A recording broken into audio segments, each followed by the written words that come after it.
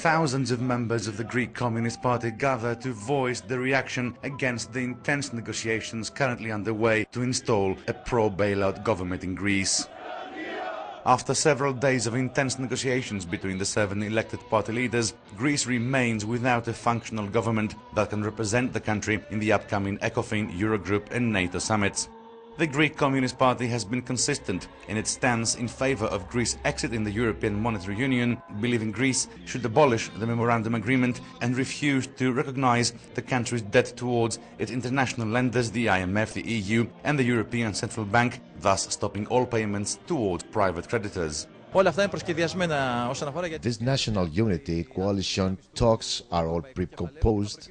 The European capitalist forces are pushing for a coalition government so that they can legislate more austerity measures and fully implement those already passed by installing a technocratic type of office and remain in power as long as possible.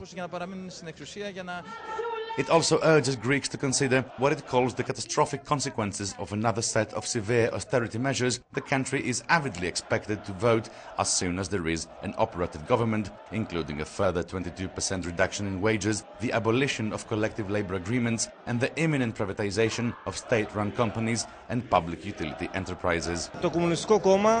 We want to be able to govern and not have mere power as the mainstream parties mean it and use it.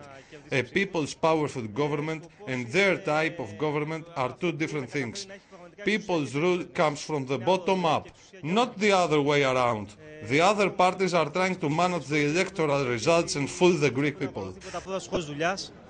Unlike the popular socialist leftist manifesto of Syriza, which is largely pro-European Union, the Greek Communist Party believes the European financial model is set up so that it cannot function as a unified welfare state or offer an alternative, lenient fiscal policy towards debt-ridden countries like Greece. The only beneficial step for the national economy is, according to the party, the renationalization of partially privately owned basic industries like shipyards and steelworks and the full nationalization of all Greek banks. The Greek Communist Party is the country's only political force with a direct anti-capitalist terminology.